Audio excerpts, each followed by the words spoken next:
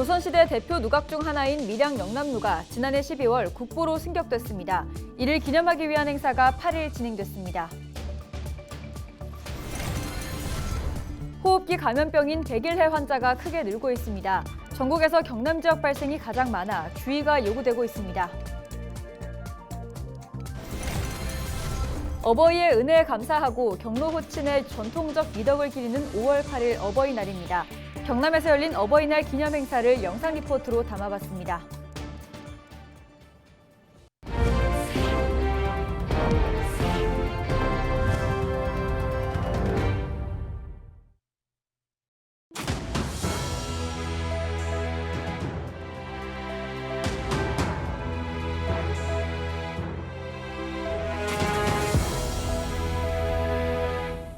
시청자 여러분 안녕하십니까? 헬로티비 경남뉴스입니다. 조선시대 3대 누각으로 꼽히는 밀양 영남루가 국보로 재승격됐습니다. 1933년 일제 시기에 보물로 지정됐다 해방 후에 국보로 승격됐지만 1962년 문화재 보호법 제정에 따라 다시 보물로 내려갔었습니다. 이후 60년 만에 역사적 가치를 인정받아 국보로 재승격됐는데요.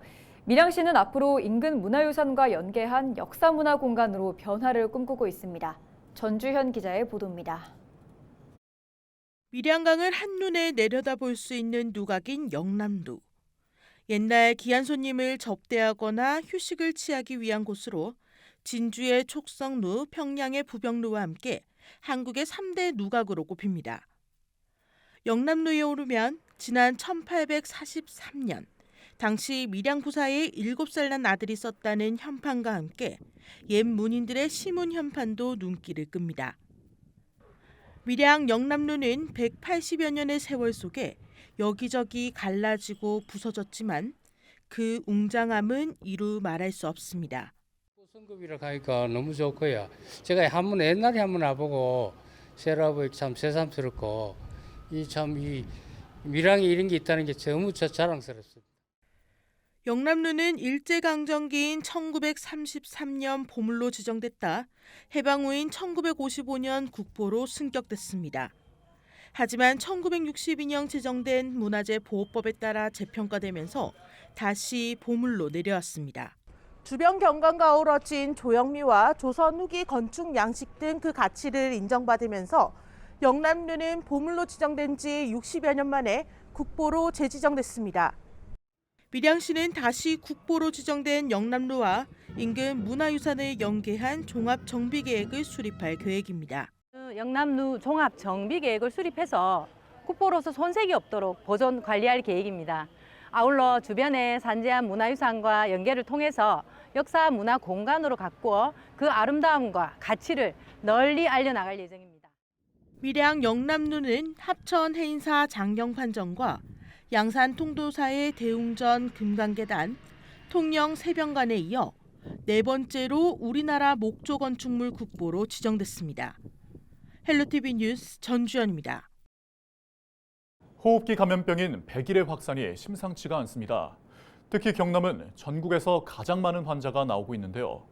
100일 동안 기침을 할 만큼 증상이 심하고 전파력이 강해 각별한 주의가 필요합니다.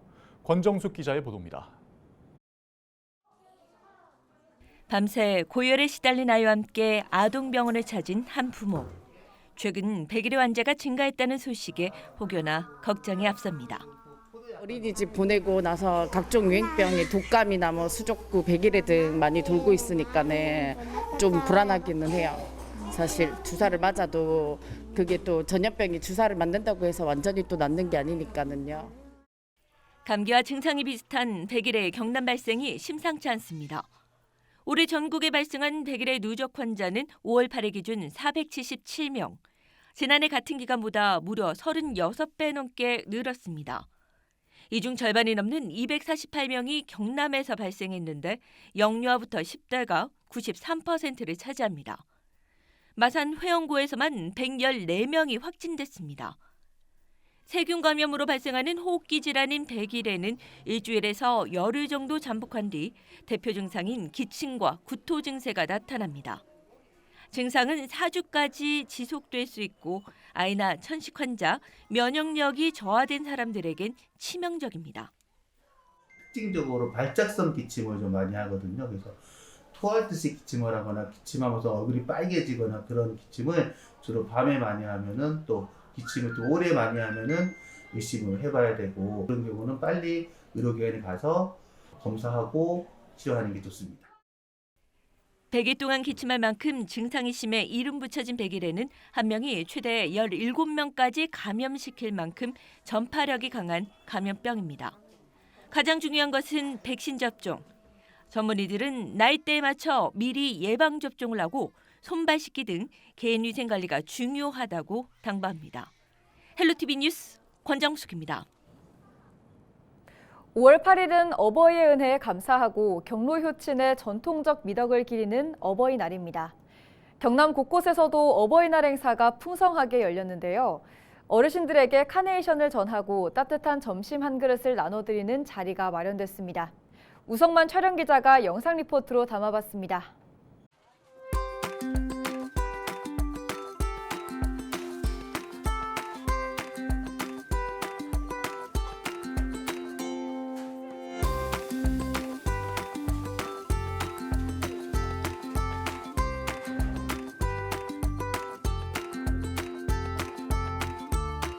어버이날이기도 하고 해서 저희가 부모님 드린다는 마음으로 좀 맛있게 밥차 준비해서 드리고 싶습니다. 저는 부모가 없어서 제 부모 같은 마음으로 정성 들여서 만들어 같이 나눔을 같이 하고 싶어서 우리 회장님들과 같이 음식을 정성껏 만들었습니다.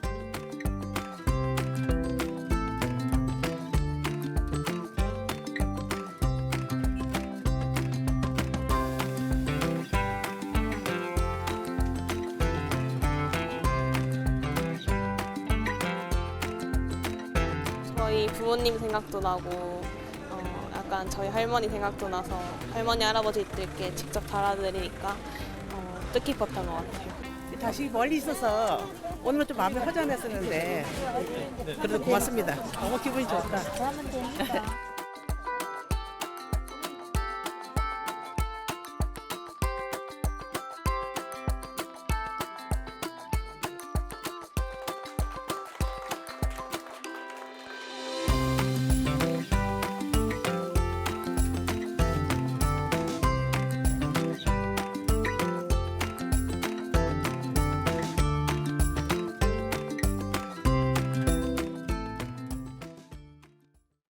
창원시 의창구 중동에 가칭 의창중학교가 들어섭니다. 경상남도 교육청은 지난 7일 열린 자체 투자 심사에서 창원 중동 의창중학교 신설안이 통과됐다고 밝혔습니다. 의창중학교는 창원시 의창구 중동 791번지에 특수학급 1학급을 포함해 모두 16학급, 학생 수 405명 규모입니다. 오는 2028년 3월 개교 예정입니다. 창원시 의창구 중동 지역은 대단지 아파트가 들어서면서 학생 수가 매년 급증하고 있습니다. 지난 2020년 학생 수 1,320명으로 개교한 의창초등학교는 올해 2월 졸업생이 1,749명으로 증가 추세입니다. 졸업생들은 가까이 있는 도계중학교를 일지망으로 선택하고 있지만 대부분 팔룡동 등 원거리 중학교로 통학하고 있습니다. 거제 옥포초등학교는 오는 2028년 3월 옥포동 1739번지로 옮겨 새로 지어집니다. 같은 날 자체 투자 심사를 통과한 옥포초는 그동안 주변에 유해시설이 밀집해 학부모들의 이전 요구가 컸던 곳입니다. 경상남도가 글로컬 대학 예비 지정 등 올해 들어 선정된 정부 공모 사업에 역량을 쏟고 있습니다. 경상남도 기획조정실은 8일 경남도청 프레스센터에서 현재 진행 중인 정부 공모 사업의 세부 내용을 발표했습니다. 글로컬 대학 사업에는 창원대와 인제대, 경남대 등 도내 4개 모델 7개 대학이 예비 지정됐습니다. 경남도는 지역 산업 발전과 연계해 세계적인 대학으로 발돋움할 수 있도록 최종 지정을 적극 지원해 나갈 계획입니다. 또 SMR 로봇 활용 제작 지원센터 공모에도 선정된 경남도는 원전 중소 중견기업을 중심으로 지원할 예정입니다. 이 밖에도 경남도는 올해 들어 산업과 교통 등 중앙부처 공모 사업에 70여 건이 선정됐고 국비 약 5천억 원을 확보했다고 밝혔습니다. 여직원을 상습 추행한 의혹을 받는 김태우 전 양산시 의원이 검찰에 송치됐습니다. 양산경찰서는 피해 직원이 제출한 증거자료 등을 토대로 혐의를 소명하고 김 전 의원을 불구속 상태로 송치했습니다. 김 전 의원은 관련 의혹과 혐의를 부인한 것으로 알려졌습니다. 김 전 의원은 지난 1월 2022년 7월부터 1년 동안 한 소속 여직원을 상습 추행한 혐의로 고소당해 경찰 조사를 받아왔습니다. 영도구에서는 주택 화재 피해를 입은 주민들을 지자체가 지원할 수 있도록 하는 조례가 제정돼 또 시행 중입니다. 조례 제정 이후 피해 주민들이 실제 도움을 받기도 했는데요. 부산 최초로 제정된 해당 조례는 실효성을 높게 평가받으면서 지역 시민단체가 선정한 좋은 조례로 선정되는 등 주목받고 있습니다. 어떤 내용인지 이번 시간 조례 돋보기에서 살펴봅니다. 지난 1월 1일 자정쯤 영도구의 한 아파트 5층에서 불이 났습니다. 불이 난 집안에 있던 A씨와 같은 층 다른 집에 거주하던 B씨 등 2명이 화상을 입어 병원으로 이송됐고 주민 40여 명이 긴급 대피했습니다. 심야에 일어난 갑작스러운 불에 정전까지 발생하면서 오갈 곳이 없어진 주민들. 이들은 일주일간 구청의 지원을 받아 숙박과 식사를 해결했고 화재로 발생한 폐기물 처리까지 도움을 받았습니다. 119 와가지고 막 이렇게 호수되고 저기 하니까 정신없죠. 이제 불도 안 들어오고 그때 날씨가 추웠어요. 그래 구청에서 이제 나와가지고요. 이제 호텔로 이제 전부 가고.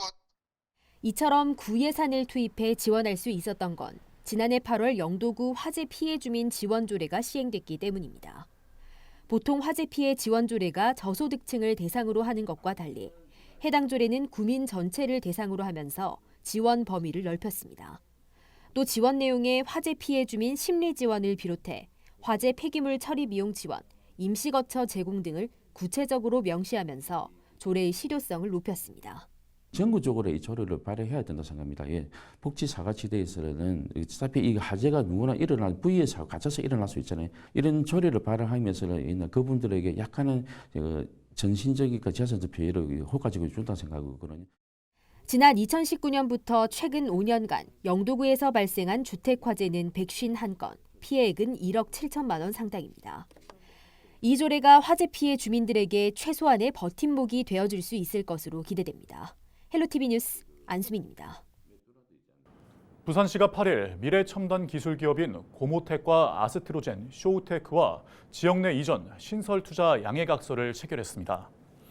냉장고 첨단 부품을 생산하는 전문기업인 고모텍은 이번 양해각서 체결로 811억 원을 투자해 김해 본사와 부산 제2공장을 강서구 국제산업물류도시 내 부지로 통합 확장 이전하기로 했습니다. 제약 바이오 기업인 아스트로젠은 160억 규모의 제조 공장을 부산에 건립하고 40명의 신규 인력을 채용할 계획입니다. 빅데이터 정보기술 기업인 쇼우테크는 57억 원을 투자해 본사를 부산으로 이전하고 이를 통한 신규 고용과 인력 이전으로 58명의 고용을 창출할 예정입니다.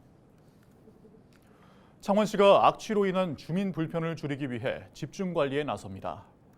시는 오는 7월까지 악취 발생이 우려되는 10곳을 중심으로 악취 검사를 강화하고 허용 기준을 초과하는 곳에 대해 행정 처분할 예정입니다. 또한 악취 발생 정도가 심한 곳은 악취 저감 약품을 투입하고 대기오염 방지 시설 설치 등 시설 개선을 유도할 계획입니다. 이상으로 뉴스를 마칩니다. 함께해 주신 여러분 고맙습니다.